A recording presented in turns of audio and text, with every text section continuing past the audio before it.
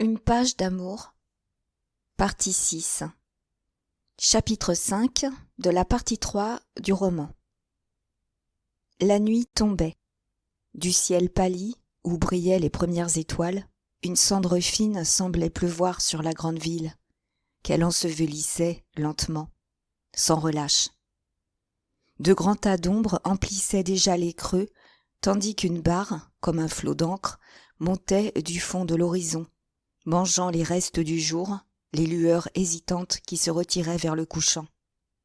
Il n'y avait plus, au-dessous de Passy, que quelques nappes de toiture encore distinctes. Puis le flot roula, ce furent les ténèbres. « Quelle chaude soirée !» murmura Hélène, assise devant la fenêtre, alanguie par les souffles tièdes que Paris lui envoyait. « Une belle nuit pour les pauvres gens, » dit l'abbé, debout derrière elle. « L'automne sera doux. » Ce mardi-là, Jeanne s'était assoupie au dessert, et sa mère l'avait couchée en la voyant un peu lasse. Elle dormait déjà dans son petit lit, pendant que, sur le guéridon, M. Rambaud s'occupait gravement à raccommoder un joujou, une poupée mécanique parlant et marchant, dont il lui avait fait cadeau et qu'elle avait cassé. Il excellait dans ces sortes de travaux. Hélène, manquant d'air, souffrant de ces dernières chaleurs de septembre, venait d'ouvrir la fenêtre toute grande, soulagée par cette mer d'ombre, cette immensité noire qui s'étendait devant elle. Elle avait poussé un fauteuil pour s'isoler. Elle fut surprise d'entendre le prêtre. Il continua doucement. « Avez-vous bien couvert la petite ? L'air est toujours vif, à cette hauteur. » Mais elle cédait à un besoin de silence. Elle ne répondit pas. Elle goûtait le charme du crépuscule, l'effacement dernier des choses, l'assoupissement des bruits. Une lueur de veilleuse brûlait à la pointe des flèches et des tours. Saint-Augustin s'éteignit d'abord.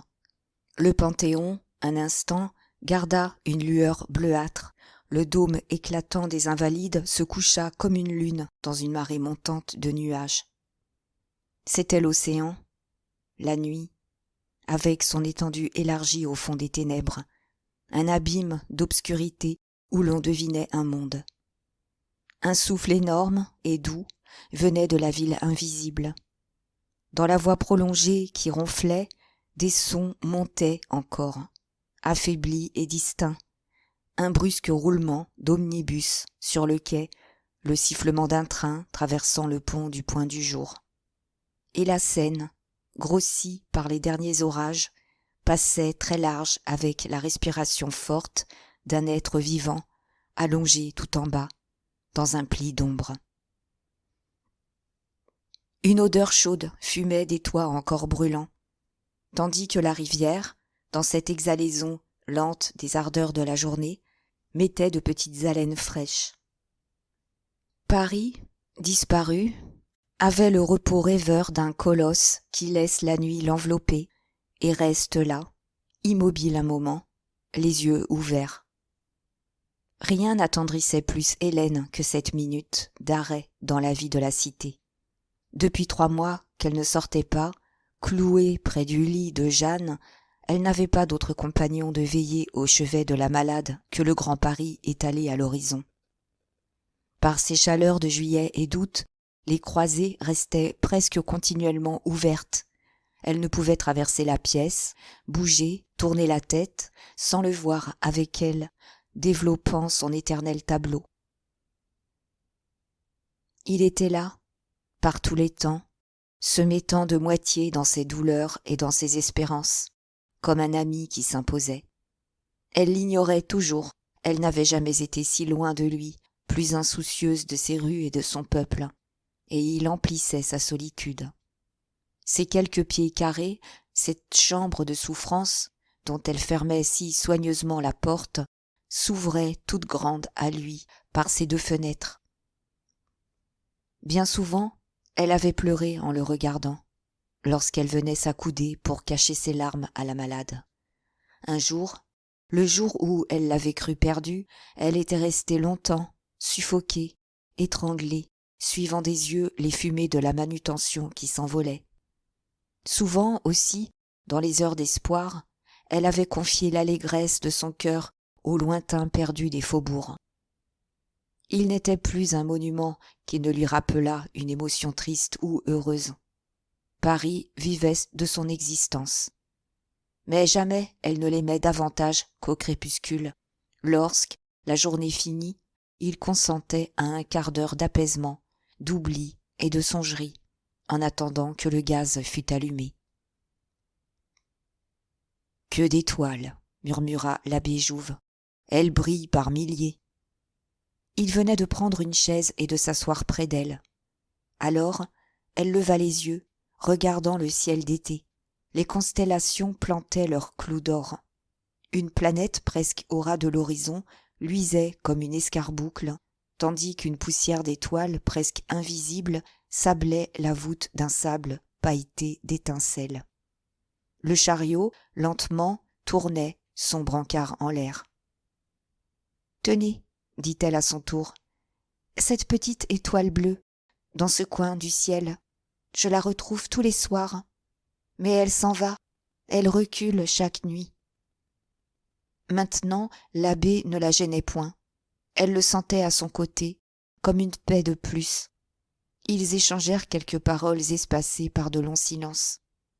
À 2 reprises, elle le questionna sur des noms d'étoiles. Toujours la vue du ciel l'avait tourmenté.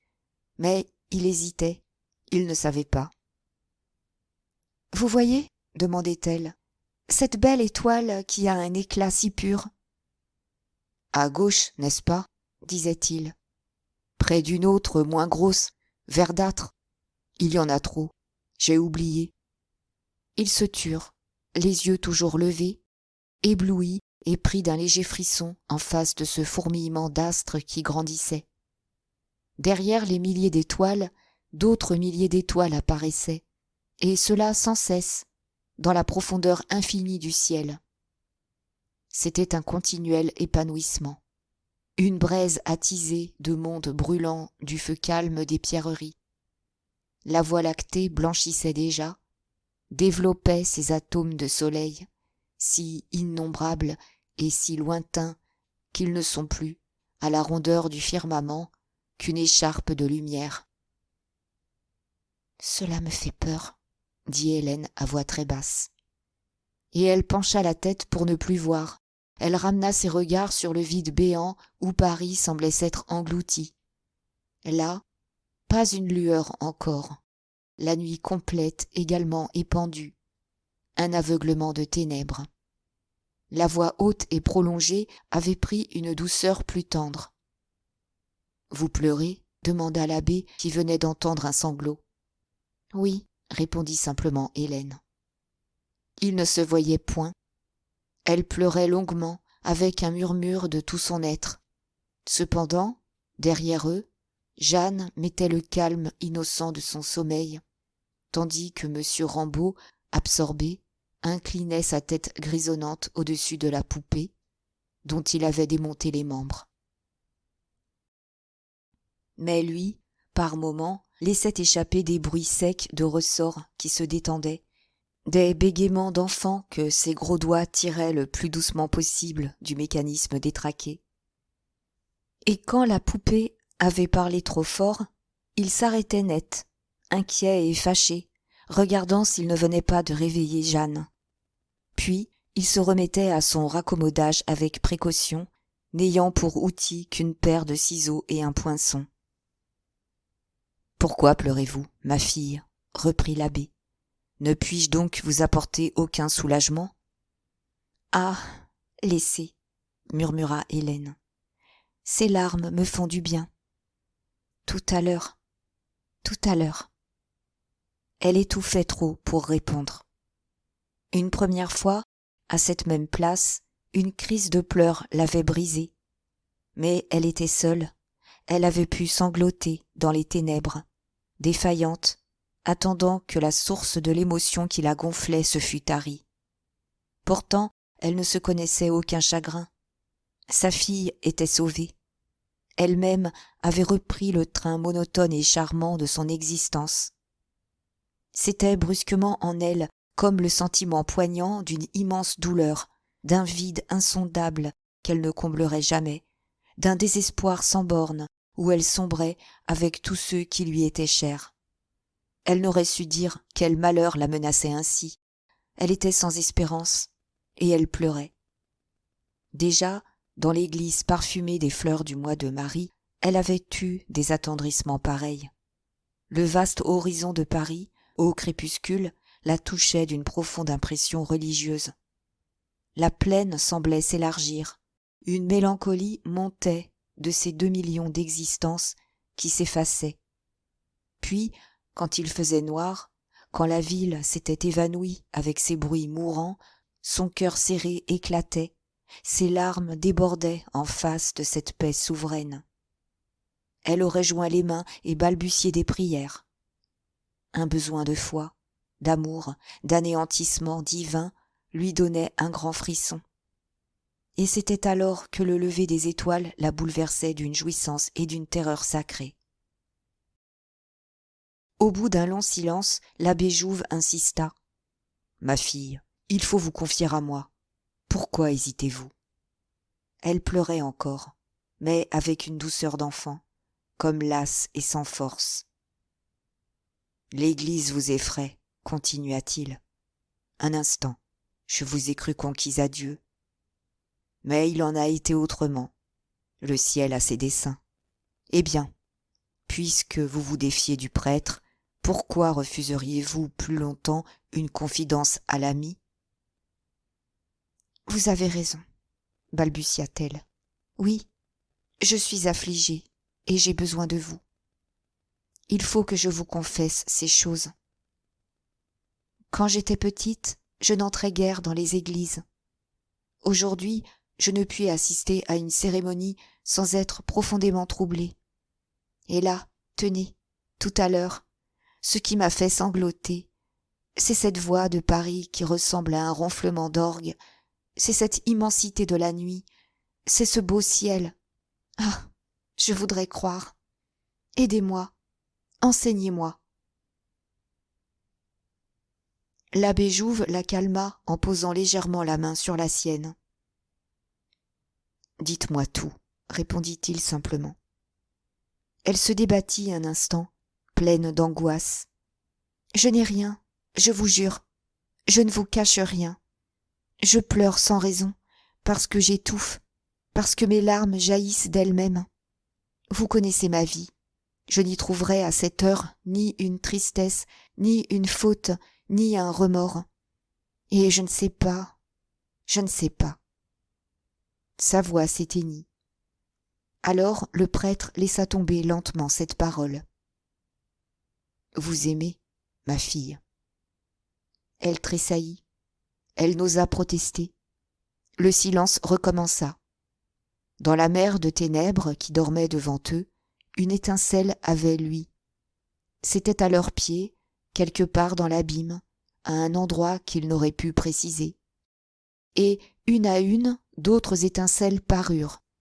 Elles naissaient, dans la nuit, avec un brusque sursaut, tout d'un coup, et restaient fixes, scintillantes comme des étoiles. Il semblait que ce fût un nouveau lever d'astres, à la surface d'un lac sombre. Bientôt, elles dessinèrent une double ligne, qui partait du Trocadéro et s'en allait vers Paris, par légers bonds de lumière. Puis, d'autres lignes de points lumineux coupèrent celle-ci, des courbes s'indiquèrent, une constellation s'élargit, étrange et magnifique.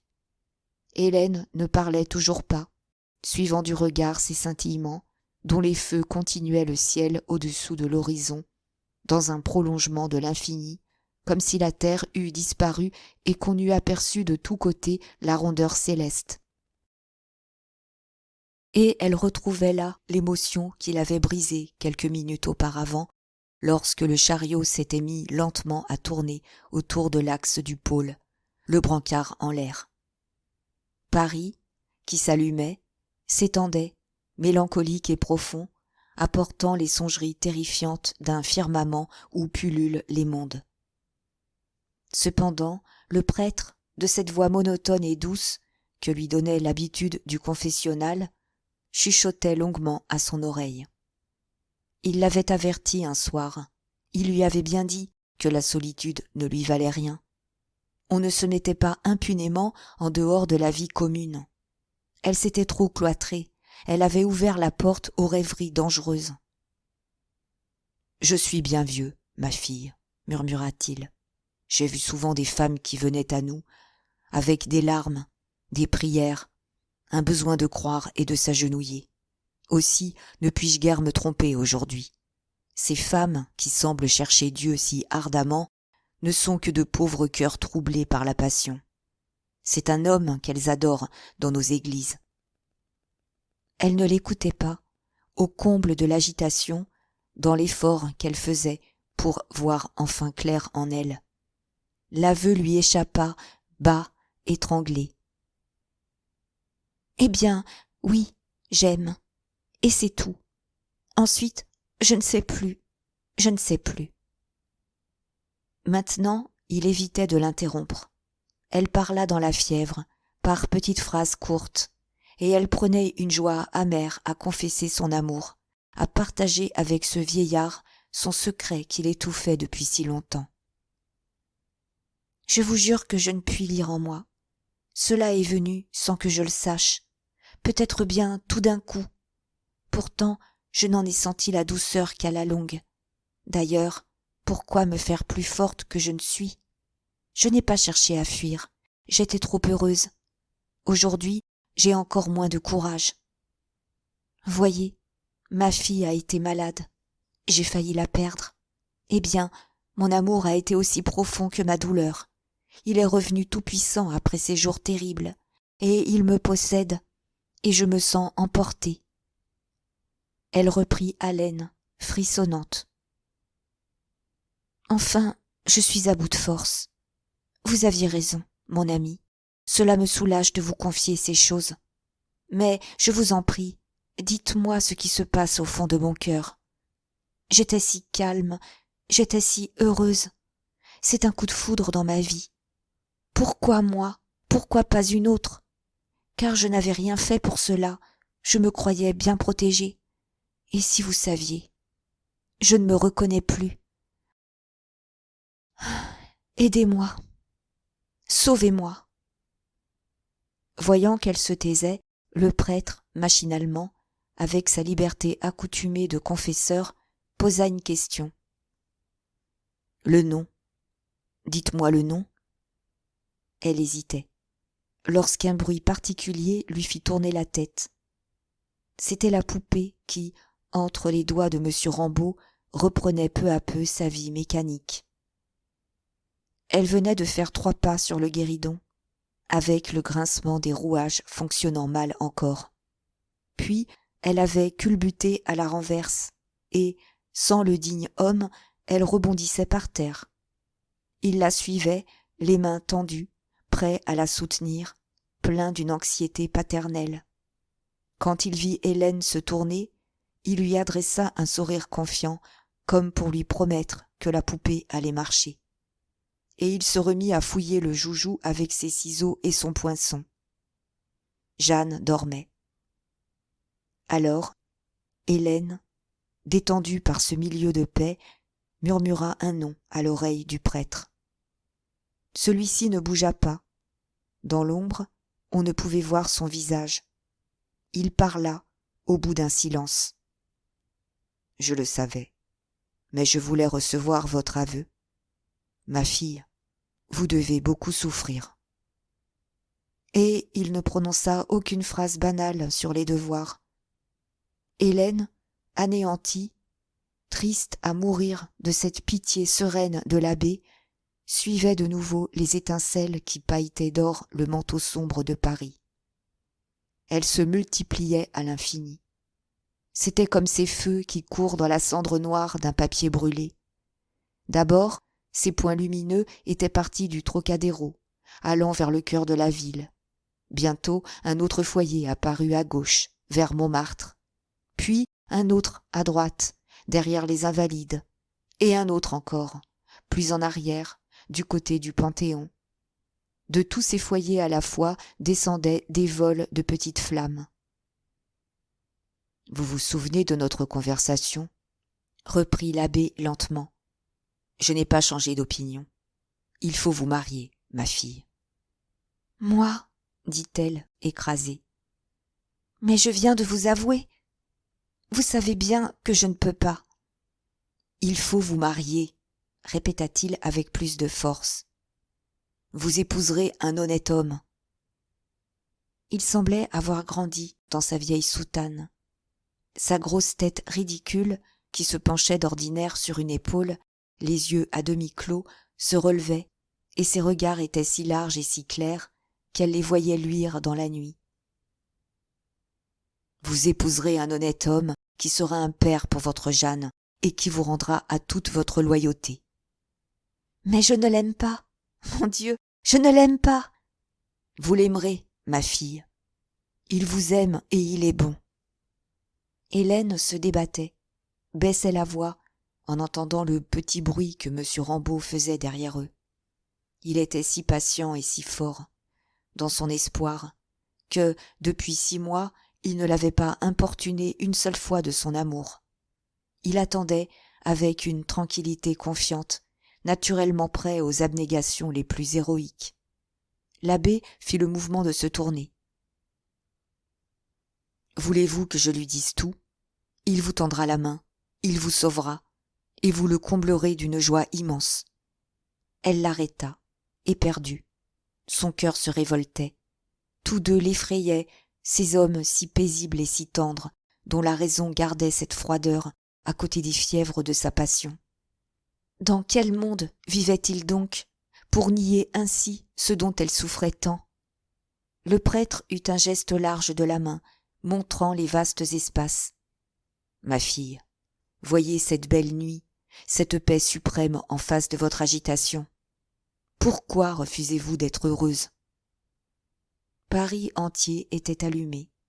Les petites flammes dansantes avaient criblé la mer des ténèbres d'un bout de l'horizon à l'autre, et maintenant leurs millions d'étoiles brûlaient avec un éclat fixe dans une sérénité de nuit d'été. Pas un souffle de vent, pas un frisson n'effarait ces lumières qui semblaient comme suspendues dans l'espace. Paris, qu'on ne voyait pas, en était reculé au fond de l'infini, aussi vaste qu'un firmament. Cependant, en bas des pentes du Trocadéro, une lueur rapide, les lanternes d'un fiacre ou d'un omnibus, coupait l'ombre de la fusée continue d'une étoile filante. Et là, dans le rayonnement des becs de gaz, qui dégageaient comme une buée jaune, on distinguait vaguement des façades brouillées, des coins d'arbres, d'un vert cru de décor.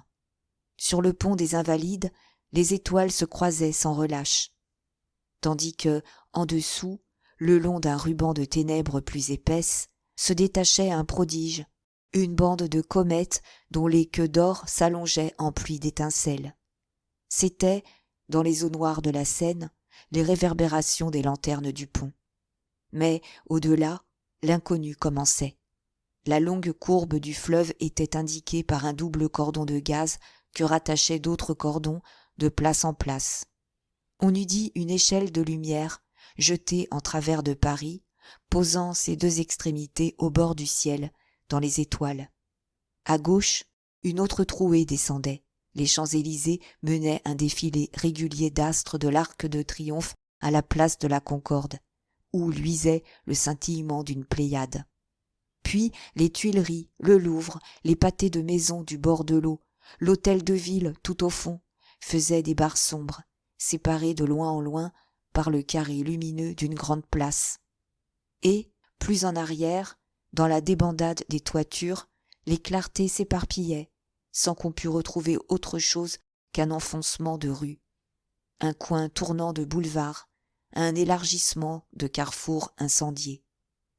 Sur l'autre rive, à droite, l'esplanade seule se dessinait nettement, avec son rectangle de flammes, pareil à quelque Orion des nuits d'hiver qui aurait perdu son baudrier.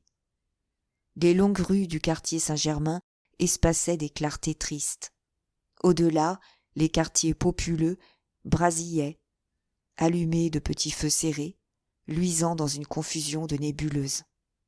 C'était, jusqu'au faubourg et tout autour de l'horizon, une fourmilière de becs de gaz et de fenêtres éclairées, comme une poussière qui emplissait les lointains de la ville de ces myriades de soleils, de ces atomes planétaires que l'œil humain ne peut découvrir. Les édifices avaient sombré, pas un falot n'était attaché à leur mâture. Par moments, on aurait pu croire à quelque fête géante, à un monument cyclopéen illuminé avec ses escaliers, ses rampes, ses fenêtres, ses frontons, ses terrasses, son monde de pierre, dont les lignes de lampions traceraient en traits phosphorescents l'étrange et énorme architecture. Mais la sensation qui revenait était celle d'une naissance de constellation, d'un agrandissement continu du ciel. Hélène, en suivant le geste large du prêtre, avait promené sur Paris allumé un long regard. Là aussi, elle ignorait le nom des étoiles. Volontiers, elle aurait demandé quelle était cette lueur vive, là-bas, à gauche, qu'elle regardait tous les soirs. D'autres l'intéressaient. Il y en avait qu'elle aimait, tandis que certaines la laissaient inquiète et fâchée. « Mon père, dit-elle, employant pour la première fois ce nom de tendresse et de respect. Laissez-moi vivre. C'est la beauté de cette nuit qui m'agite. Vous vous êtes trompé. Vous ne sauriez à cette heure me donner de consolation, car vous ne pouvez m'entendre. » Le prêtre ouvrit les bras, puis les laissa retomber avec une lenteur résignée. Et, après un silence, il parla à voix basse. Sans doute, cela devait être ainsi. Vous appelez au secours, et vous n'acceptez pas le salut. Que d'aveux désespérés j'ai recueillis, et que de larmes je n'ai pu empêcher. Écoutez, ma fille, promettez-moi une seule chose. Si jamais la vie devient trop lourde pour vous, songez qu'un honnête homme vous aime et qu'il vous attend. Vous n'aurez qu'à mettre votre main dans la sienne pour retrouver le calme. « Je vous le promets, » répondit Hélène avec gravité. Et, comme elle faisait ce serment, il y eut, dans la chambre, un léger rire. C'était Jeanne qui venait de se réveiller et qui regardait sa poupée marcher sur le guéridon. Monsieur Rambaud, enchanté de son raccommodage, avançait toujours les mains de peur de quelque accident. Mais la poupée était solide. Elle tapait ses petits talons, elle tournait la tête en lâchant à chaque pas les mêmes mots d'une voix de perruche. « Oh, c'est une niche !» murmurait Jeanne, encore ensommeillée. « Qu'est-ce que tu lui as donc fait ? Dis, elle était cassée et la voilà en vie. Donne un peu, fais voir, tu es trop gentil. » Cependant, sur Paris allumé, une nuée lumineuse montait. On eût dit l'haleine rouge d'un brasier. D'abord, ce ne fut qu'une pâleur dans la nuit, un reflet à peine sensible. Puis, peu à peu, à mesure que la soirée s'avançait, elle devenait saignante, et, suspendue en l'air, immobile au-dessus de la cité, faite de toutes les flammes et de toute la vie grondante qui s'exhalait d'elle, elle était comme un de ces nuages de foudre et d'incendie qui couronnent la bouche des volcans. Quatrième partie du roman. Chapitre 1er. On avait servi les rince-bouches, et les dames, délicatement, s'essuyaient les doigts. Il y eut un moment de silence autour de la table. Madame de Berle jeta un regard pour voir si tout le monde avait fini. Puis elle se leva sans parler, tandis que ses invités l'imitaient, au milieu d'un grand remuement de chaises. Un vieux monsieur, qui se trouvait à sa droite, s'était hâté de lui offrir le bras. « Non, non, » murmura-t-elle en le menant elle-même vers une porte. « Nous allons prendre le café dans le petit salon. » Des couples la suivirent. Au bout venaient 2 dames et 2 messieurs qui continuaient une conversation sans songer à se joindre au défilé. Mais, dans le petit salon, la gêne cessa, la gaieté du dessert reparut. Le café était déjà servi sur un guéridon dans un vaste plateau de laque. Madame de Berle tourna autour, avec la bonne grâce d'une maîtresse de maison qui s'inquiète des goûts différents de ses convives. À la vérité, c'était Pauline qui se remuait le plus et qui se réservait de servir les messieurs. Il y avait là une douzaine de personnes, le nombre à peu près réglementaire que les de Berle invitaient chaque mercredi à partir de décembre. Le soir, vers 10 heures, il venait beaucoup de monde. « Monsieur de Guiraud, une tasse de café ?» disait Pauline, arrêtée devant un petit homme chauve. « Ah non, je sais, vous n'en prenez pas. Alors, un verre de chartreuse ?» Mais elle s'embrouillait dans son service. Elle apportait un verre de cognac. Et, souriante, elle faisait le tour des invités, avec son aplomb, regardant les gens dans les yeux, circulant à l'aise avec sa longue traîne. Elle portait une superbe robe blanche de cachemire de l'Inde, garnie de cygnes, ouverte en carré sur la poitrine. Lorsque tous les hommes furent debout, leur tasse à la main, buvant à petites gorgées en écartant le menton, elle s'attaqua à un grand jeune homme, le fils Tissot, auquel elle trouvait une belle tête. Hélène n'avait pas voulu de café. Elle s'était assise à l'écart, l'air un peu las, vêtue d'une robe de velours noir, sans garniture, qui la drapait sévèrement. On fumait dans le petit salon. Les boîtes de cigares étaient près d'elle, sur une console. Le docteur s'approcha, choisit un cigare, en lui demandant « Jeanne va bien ?»« Très bien, » répondit-elle. « Nous sommes allés au bois aujourd'hui. Elle a joué comme une perdue. Oh, elle doit dormir à 7 heures. » Tous deux causaient amicalement, avec une familiarité souriante de gens qui se voyaient tous les jours. Mais la voix de madame de Berle s'éleva. « Tenez, madame Grandjean peut vous le dire, n'est-ce pas? Je suis revenue de Trouville vers le 10 septembre. Il pleuvait, la plage était insupportable. » 3 ou 4 dames l'entouraient, tandis qu'elle parlait de son séjour au bord de la mer. Hélène dut se lever et se joindre au groupe.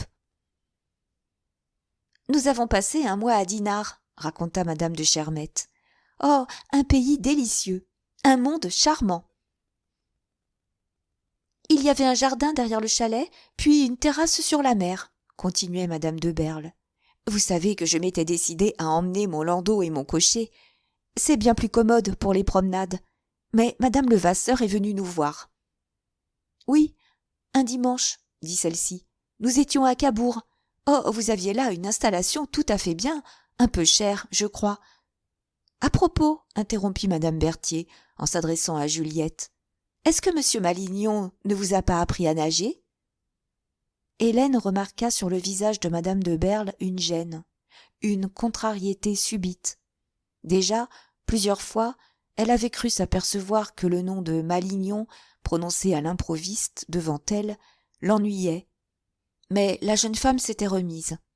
« Un beau nageur !» s'écria-t-elle. « Si jamais celui-là donne des leçons à quelqu'un. Moi, j'ai une peur affreuse de l'eau froide. Rien que la vue des gens qui se baignent me fait grelotter. » Et elle eut un joli frisson, en remontant ses épaules potelées, comme un oiseau mouillé qui se secoue. « Alors, c'est un conte ?» dit madame de Guiraud. « Mais bien sûr, je parie que c'est lui qui l'a inventé. Il m'exècre depuis qu'il a passé là-bas un mois avec nous. » Du monde commençait à arriver. Les dames, une touffe de fleurs dans les cheveux, les bras arrondis, souriaient avec un balancement de tête. Les hommes, en habit, le chapeau à la main, s'inclinaient, tâchaient de trouver une phrase. Madame de Berle, tout en causant, tendait le bout des doigts aux familiers de la maison. Et beaucoup ne disaient rien, saluaient et passaient. Cependant, mademoiselle Aurélie venait d'entrer. Tout de suite, elle s'extasia sur la robe de Juliette, une robe de velours frappé bleu marine, garnie de failles. Alors, les dames qui se trouvaient là parurent seulement apercevoir la robe. Oh, délicieuse, vraiment délicieuse. Elle sortait de chez Worms. On en causa 5 minutes. Le café était pris. Les invités avaient reposé les tasses vides un peu partout, sur le plateau, sur les consoles. Seul le vieux monsieur n'en finissait pas, s'arrêtant à chaque gorgée pour causer avec une dame. Une odeur chaude, l'arôme du café mêlé au léger parfum des toilettes, montait. « Vous savez que je n'ai rien eu ?» dit le fils Tissot à Pauline, qui lui parlait d'un peintre chez lequel son père l'avait conduite voir des tableaux. « Comment ? Vous n'avez rien eu ? Je vous ai apporté une tasse de café. »« Non, mademoiselle, je vous assure. »« Mais je veux absolument que vous ayez quelque chose. Attendez, voici de la chartreuse. » Madame de Berle avait appelé discrètement son mari d'un signe de tête. Le docteur comprit, ouvrit lui-même la porte du grand salon, où l'on passa, tandis qu'un domestique enlevait le plateau. Il faisait presque froid dans la vaste pièce, que 6 lampes et un lustre à 10 bougies éclairaient d'une vive lumière blanche. Des dames étaient déjà là, rangées en cercle devant la cheminée. Il n'y avait que 2 ou 3 hommes, debout au milieu des jupes étalées. Et, par la porte du salon Réséda, laissée ouverte, on entendait les voix aiguës de Pauline, restée seule avec le fils Tissot. « Maintenant que je l'ai versé, vous allez le boire, bien sûr. Qu'est-ce que vous voulez que j'en fasse ? Pierre a emporté le plateau. » Puis on la vit paraître toute blanche dans sa robe garnie de cygnes. Elle annonça, avec un sourire qui montrait ses dents entre ses lèvres fraîches, « Voici le beau Malignon. » Les poignées de main et les salutations continuaient. Monsieur de Berle s'était mis près de la porte. Madame de Berle, assise au milieu des dames sur un pouf très bas, se levait à chaque instant. Quand Malignon se présenta, elle affecta de tourner la tête.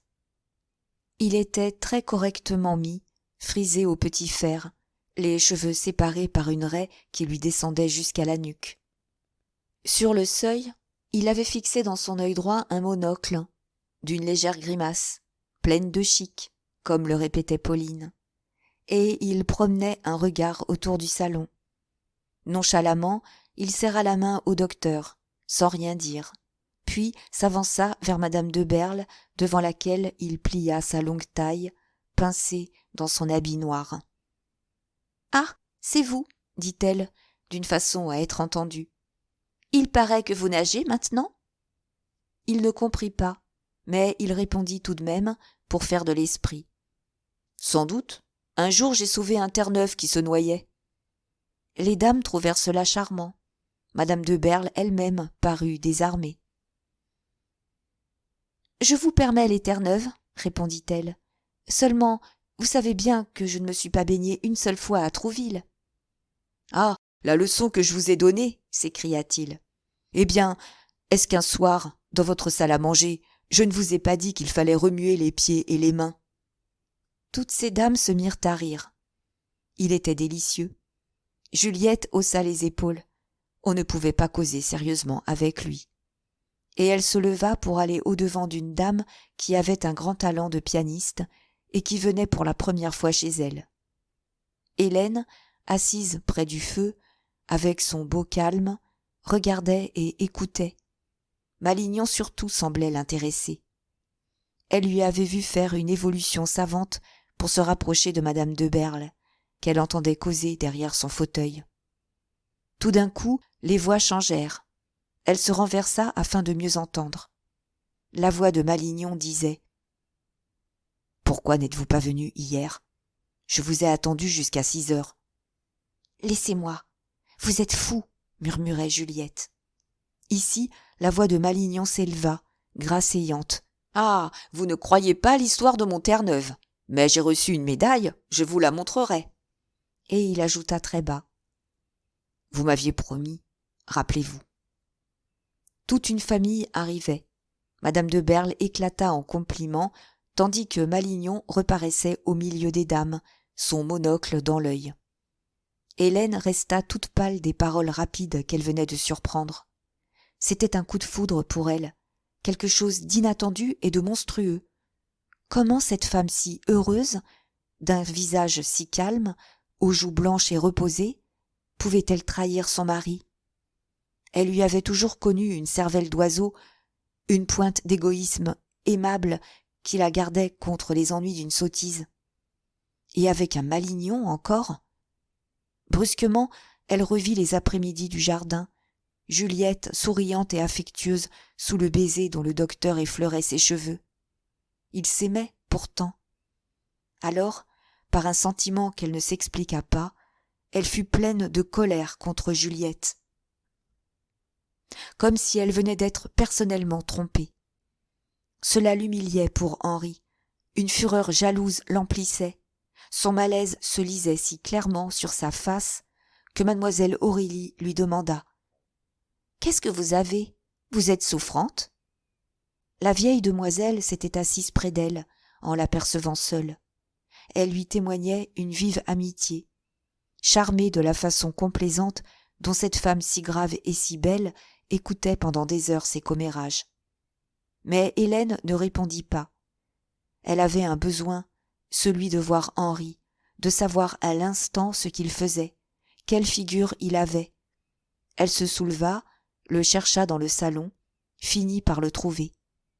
Il causait, debout devant un gros homme blême, et il était bien tranquille, l'air satisfait, avec son sourire fin. Un moment, elle l'examina. Elle éprouvait pour lui une commisération qui le rapetissait un peu, en même temps qu'elle l'aimait davantage, d'une tendresse où il entrait une vague idée de protection. Son sentiment, très confus encore, était qu'elle devait à cette heure compenser autour de lui le bonheur perdu. « Ah bien, murmurait mademoiselle Aurélie, cela va être gai, si la sœur de madame de Guiraud chante. C'est la 10e fois que j'entends les tourterelles. Elle n'a que ça, cet hiver. Vous savez qu'elle est séparée de son mari. Regardez ce monsieur brun, là-bas, près de la porte. Ils sont au mieux. Juliette est bien forcée de le recevoir. Sans cela, elle ne viendrait pas. »« Ah » dit Hélène. Madame de Berle, vivement, allait de groupe en groupe, priant qu'on fît silence pour écouter la sœur de madame de Guiraud. Le salon s'était empli, une 30aine de dames en occupaient le milieu, assises, chuchotant et riant. 2, cependant, restaient debout, causant plus haut, avec de jolis mouvements d'épaules, tandis que 5 ou 6 hommes, très à l'aise, semblaient là chez eux, comme perdus sous les jupes. Quelques « chut » discrets coururent. Le bruit des voix tomba, les visages prirent une expression immobile et ennuyée, et il n'y eut plus que le battement des éventails dans l'air chaud. La sœur de madame de Guiraud chantait, mais Hélène n'écoutait pas. Maintenant, elle regardait Malignon qui semblait goûter les tourterelles en affectant un amour immodéré de la musique. Était-ce possible? Ce garçon-là? Sans doute, c'était à Trouville qu'ils avaient joué quelque jeu dangereux. Les paroles, surprises par Hélène, semblaient indiquer que Juliette n'avait pas cédé encore. Mais la chute paraissait prochaine. Devant elle, Malignon marquait la mesure d'un balancement ravi. Madame de Berle avait une admiration complaisante, pendant que le docteur se taisait, patient et aimable, attendant la fin du morceau pour reprendre son entretien avec le gros homme blême. De légers applaudissements s'élevèrent, lorsque la chanteuse se tut, et des voix se pâmaient. « Délicieux, ravissant !» Mais le beau Malignon, allongeant les bras par-dessus les coiffures des dames, tapait ses doigts gantés, sans faire de bruit, en répétant « Brava, brava !» d'une voix chantante qui dominait les autres. Tout de suite, cet enthousiasme tomba, les visages détendus se sourirent, quelques dames se levèrent, tandis que les conversations repartaient au milieu du soulagement général. La chaleur grandissait, une odeur musquée s'envolait des toilettes sous le battement des éventails. Par moments, dans le murmure des causeries, un rire perlé sonnait, un mot dit à voix haute faisait tourner les têtes. À 3 reprises déjà, Juliette était allée dans le petit salon pour supplier les hommes qui s'y réfugiaient de ne pas abandonner ainsi les dames. Ils la suivaient, et, 10 minutes après, ils avaient encore disparu. « C'est insupportable !» murmurait-elle d'un air fâché. « On ne peut en retenir un !» Cependant, mademoiselle Aurélie nommait les dames à Hélène, qui venait seulement aux soirées du docteur pour la 2e fois. Il y avait là toute la haute bourgeoisie de Passy, des gens très riches. Puis, se penchant, décidément, c'est fait. Madame de Chermette marie sa fille à ce grand blond avec lequel elle est restée 18 mois. Au moins, voilà une belle-mère qui aimera son gendre. Mais elle s'interrompit, très surprise. Tiens, le mari de madame Levasseur qui cause avec l'amant de sa femme. Juliette avait pourtant juré de ne plus les recevoir ensemble. Hélène, d'un regard lent, faisait le tour du salon. Dans ce monde digne, parmi cette bourgeoisie d'apparence si honnête, il n'y avait donc que des femmes coupables? Son rigorisme provincial s'étonnait des promiscuités tolérées de la vie parisienne. Et, amèrement, elle se raillait d'avoir tant souffert lorsque Juliette mettait sa main dans la sienne. Vraiment, elle était bien sotte de garder de si beaux scrupules. L'adultère s'embourgeoisait là d'une béate façon, aiguisée d'une pointe de raffinement coquet. Madame de Berle, maintenant, semblait remise avec Malignon. Et, petite, pelotonnant dans un fauteuil ses rondeurs de jolies brunes douillettes, elle riait des mots d'esprit qu'il disait. Monsieur de Berle vint à passer. « Vous ne vous disputez donc pas ce soir ?» demanda-t-il. « Non, » répondit Juliette très gaiement. « Il dit trop de bêtises. Si tu savais toutes les bêtises qu'il nous dit. » On chanta de nouveau, mais le silence fut plus difficile à obtenir. C'était le fils Tissot qui chantait un duo de la Favorite avec une dame très mûre, coiffée à l'enfant. Pauline, debout à une des portes, au milieu des habits noirs, regardait le chanteur d'un air d'admiration ouverte, comme elle avait vu regarder des œuvres d'art. « Oh, la belle tête !» laissa-t-elle échapper, pendant une phrase étouffée de l'accompagnement, et si haut que tout le salon l'entendit. La soirée s'avançait, une lassitude noyait les figures. Des dames, assises depuis 3 heures sur le même fauteuil, avaient un air d'ennui inconscient, heureuses pourtant de s'ennuyer là. Entre 2 morceaux, écoutés d'une oreille, les causeries reprenaient, et il semblait que ce fût la sonorité vide du piano qui continua. Monsieur le Tellier racontait qu'il était allé surveiller une commande de soie à Lyon. Les eaux de la Saône ne se mélangeaient pas aux eaux du Rhône, cela l'avait beaucoup frappé. Monsieur de Guiraud, un magistrat, laissait tomber des phrases sentencieuses sur la nécessité d'endiguer le vice à Paris. On entourait un monsieur qui connaissait un Chinois et qui donnait des détails. 2 dames, dans un coin, échangeaient des confidences sur leurs domestiques. Cependant, dans le groupe de femmes où trônait Malignon, on causait littérature. Madame Tissot déclarait Balzac illisible. Il ne disait pas non, seulement il faisait remarquer que Balzac avait, de loin en loin, une page bien écrite. « Un peu de silence !» cria Pauline. « Elle va jouer !» C'était la pianiste, la dame qui avait un si beau talent. Toutes les têtes se tournèrent par politesse. Mais, au milieu du recueillement, on entendit de grosses voix d'hommes discutant dans le petit salon. Madame de Berle parut désespérée. Elle se donnait un mal infini. « Ils sont assommants, » murmura-t-elle. « Qu'ils restent là-bas, puisqu'ils ne veulent pas venir. Mais, au moins, qu'ils se taisent !» Et elle envoya Pauline qui, enchantée, courut faire la commission. « Vous savez, messieurs, on va jouer !» dit-elle avec sa tranquille hardiesse de vierge dans sa robe de reine. « On vous prie de vous taire. » Elle parlait très haut, elle avait la voix perçante, et comme elle resta là, avec les hommes, à rire et à plaisanter, le bruit devint beaucoup plus fort. La discussion continuait, elle donnait des arguments. Dans le salon, madame de Berle était au supplice. D'ailleurs, on avait assez de musique. On resta froid. La pianiste se rassit, les lèvres pincées, malgré les compliments exagérés que la maîtresse de maison crut devoir lui adresser. Hélène souffrait. Henri ne semblait pas la voir. Il ne s'était plus approché d'elle. Par moments, il lui souriait de loin. Au commencement de la soirée, elle avait éprouvé un soulagement à le trouver si raisonnable. Mais depuis qu'elle connaissait l'histoire des deux autres, elle aurait souhaité quelque chose. Elle ne savait quoi. Une marque de tendresse, quitte même à être compromise. Un désir l'agitait, confus, mêlé à toutes sortes de sentiments mauvais. Est-ce qu'il ne l'aimait plus, pour rester si indifférent?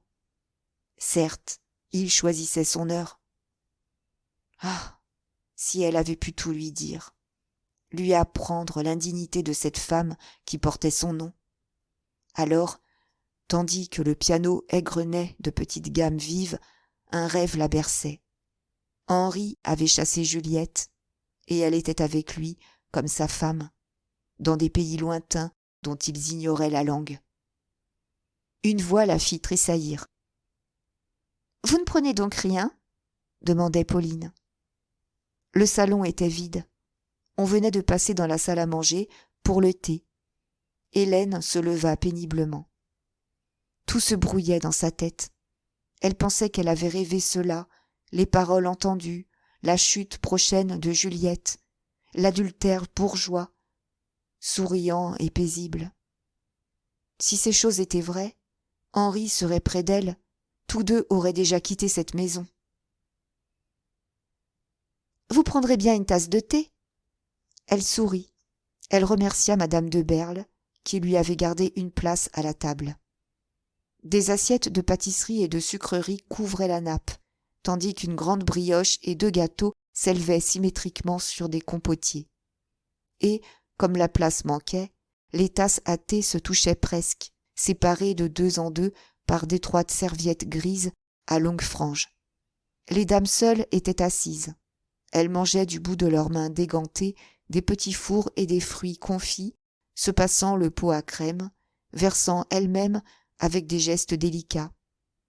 Pourtant, 3 ou 4 s'étaient dévoués et servaient les hommes. Ceux-ci, debout le long des murs, buvaient, en prenant toutes sortes de précautions pour se garer des coups de coude involontaires. D'autres, restés dans les 2 salons, attendaient que les gâteaux vinssent à eux. C'était l'heure où Pauline triomphait. On causait plus fort, des rires et des bruits cristallins d'argenterie sonnaient. L'odeur de musc se chauffait encore des parfums pénétrants du thé. « Passez-moi donc la brioche, » dit mademoiselle Aurélie, qui se trouvait justement auprès d'Hélène. « Toutes ces sucreries ne sont pas sérieuses. » Elle avait déjà vidé 2 assiettes, puis, la bouche pleine, « Voilà le monde qui se retire. On va être à son aise. » Des dames s'en allaient en effet, après avoir serré la main de madame de Berle. Beaucoup d'hommes étaient partis, discrètement. L'appartement se vidait. Alors, des messieurs s'assirent à leur tour devant la table. Mais mademoiselle Aurélie ne lâcha pas la place. Elle aurait bien voulu un verre de punch. « Je vais vous en chercher un, » dit Hélène, qui se leva. « Oh non, merci, ne prenez pas cette peine. » Depuis un instant, Hélène surveillait Malignon. Il était allé donner une poignée de main au docteur. Il saluait maintenant Juliette, sur le seuil de la porte. Elle avait son visage blanc, ses yeux clairs, et, à son sourire complaisant, on aurait pu croire qu'il la complimentait au sujet de sa soirée. Comme Pierre versait le punch sur un dressoir, près de la porte, Hélène s'avança et manœuvra de façon à se trouver cachée derrière le retour de la portière. Elle écouta. « Je vous en prie, » disait Malignon. « Venez après-demain. Je vous attendrai à 3 heures. » « Vous ne pouvez donc pas être sérieux, » répondait madame de Berle en riant. « Oh, dites-vous, des bêtises !» Mais il insistait, répétant toujours. « Je vous attendrai. Venez après-demain. Vous savez où ?» Alors, rapidement, elle murmura. « Eh bien, oui, après-demain. » Malignon s'inclina et partit. Madame de Chermette se retirait avec madame Tissot. Juliette, gaiement, les accompagna dans l'antichambre en disant à la première, de son air le plus aimable, « J'irai vous voir après-demain. J'ai un tas de visites ce jour-là. » Hélène était restée immobile, très pâle. Cependant, Pierre, qui avait versé le punch, lui tendait le verre. Elle le prit machinalement. Elle le porta à mademoiselle Aurélie qui attaquait les fruits confits. « Oh, vous êtes trop gentille !» s'écria la vieille demoiselle. « J'aurais fait signe à Pierre. Voyez-vous, on a tort de ne pas offrir de punch aux dames. Quand on a mon âge... » Mais elle s'interrompit en remarquant la pâleur d'Hélène. « Vous souffrez, décidément. Prenez donc un verre de punch. »« Merci, ce n'est rien. La chaleur est si forte. » Elle chancelait. Elle retourna dans le salon désert et se laissa tomber sur un fauteuil. Les lampes brûlaient, rougeâtres. Les bougies du lustre, très basses, menaçaient de faire éclater les bobèches. On entendait venir de la salle à manger les adieux des derniers invités. Hélène avait oublié ce départ. Elle voulait rester là, pour réfléchir. Ainsi, ce n'était pas un rêve. Juliette irait chez cet homme. Après-demain. Elle savait le jour. Oh, elle ne se gênerait plus. C'était le cri qui revenait en elle. Puis, elle pensa que son devoir était de parler à Juliette, de lui éviter la faute. Mais cette bonne pensée la glaçait, et elle l'écartait comme importune. Dans la cheminée, qu'elle regardait fixement, une bûche éteinte craquait. L'air alourdi et dormant gardait l'odeur des chevelures. « Tiens, vous êtes là !» cria Juliette en entrant. « Ah, c'est gentil de ne pas être partie tout de suite. Enfin, on respire. » Et comme Hélène, surprise, faisait mine de se lever, « Attendez donc, rien ne vous presse. Henri, donne-moi mon flacon. » 3 ou 4 personnes s'attardaient, des familiers. On s'assit devant le feu mort, on causa avec un abandon charmant dans la lassitude déjà ensommeillée de la grande pièce. Les portes étaient ouvertes, on apercevait le petit salon vide, la salle à manger vide, tout l'appartement encore éclairé et tombé à un lourd silence. Henri se montrait d'une galanterie tendre pour sa femme. Il venait de monter prendre dans leur chambre son flacon, qu'elle respirait en fermant lentement les yeux. Et il lui demandait si elle ne s'était pas trop fatiguée.